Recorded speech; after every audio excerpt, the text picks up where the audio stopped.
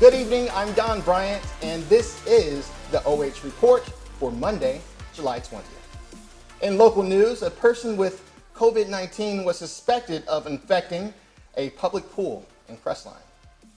Less than 24 hours after announcing that the Crestline Municipal Swimming Pool is closed until further notice due to a person visiting the pool on Thursday who was diagnosed with a positive case of COVID-19, the Crestline Police Department announced that the pool has been sanitized and will continue to open with normal operating hours.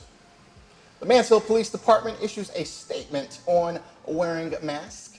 The Mansfield Division of Police wants to remind the community that as of last Friday, masks or official coverings are now required for everyone.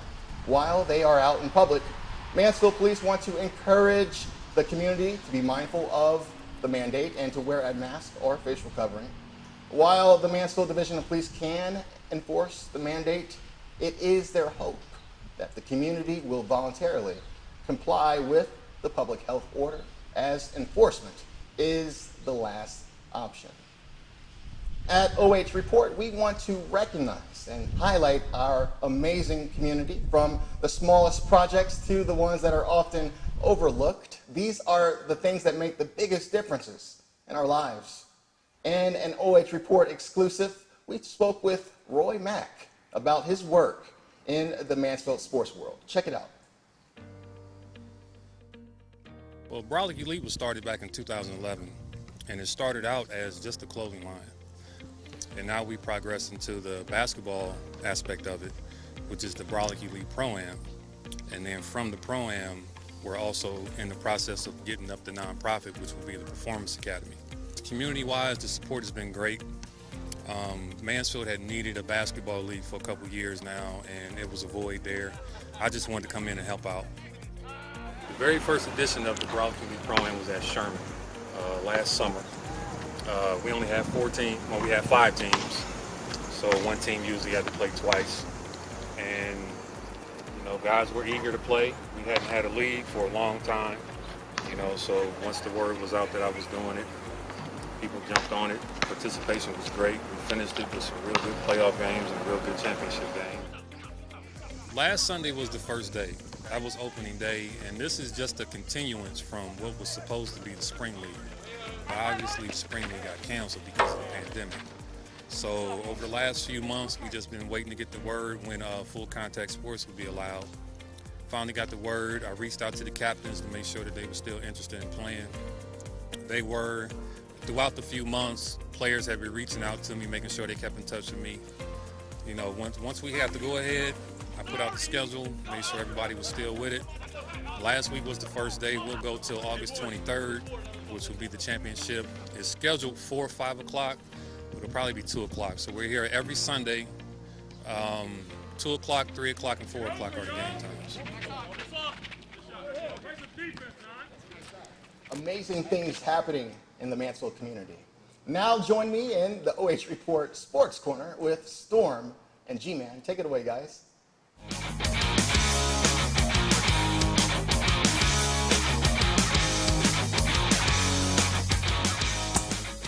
Thanks, Donnie. Hope everyone had a great weekend. Me and Garrett obviously had a filling one. What's on the menu for today? You know, we got a big dinner tonight at Lucas. Going to visit the state runners-up, catch some of the conditioning and training, so it's going to be a good day. We have a lot more on the schedule for this week, but we will keep you updated as that happens. But for now, this has been Garrett. And that's been Storm, and we'll catch you next time. Back to you, Donnie. Thanks, guys. I appreciate it. Ontario Local Schools introduced a digital academy for the 2020-21 school year. Courses are taught virtually by certified content area teachers. Students interact with the instructor and one another online. Students may access coursework anytime, anywhere the internet is available.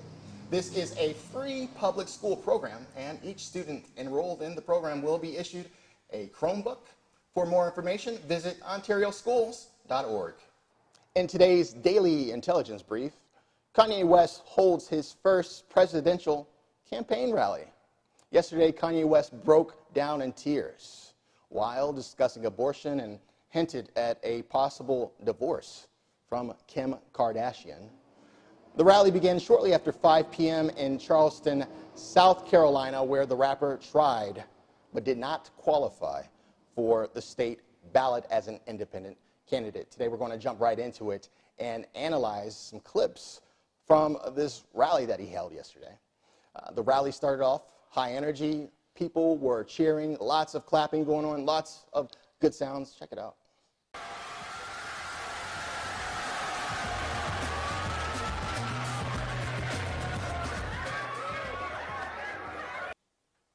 And then that's when he started talking.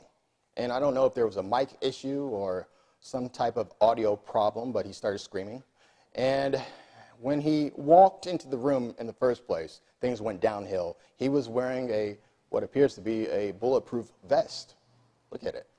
And the most racist thing that's ever been said out loud is the idea that if Kanye West runs for president, I'm going to split the black vote. And then things went all the way wrong. Mr. Kanye West started talking trash about Harriet Tubman. Well, Harriet Tubman never actually freed the slaves. She just had the slaves go work for other white people. And finally, he breaks down into tears, which I don't know about you, but it made me extremely uncomfortable. Check it out. My mom saved my life. There would have been no Kanye West because my dad was too busy.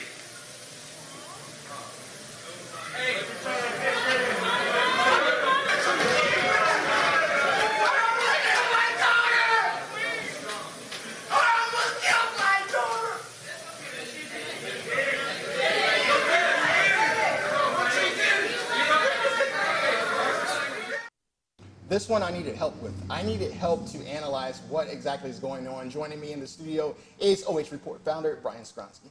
Brian, welcome to the set. Watching this video was kind of awkward. It was strange. What's your thoughts on Kanye West as a presidential candidate? Donnie, I love awkward moments in public settings just as much as anybody else. It's great video, but not when it comes from a presidential candidate, which Kanye West should not be taken seriously as one. Big fan of his music in the beginning part of his career. He's kind of went off the rails a little bit if you've been following with him. Lots of controversies, I'd say, over about the last decade or so.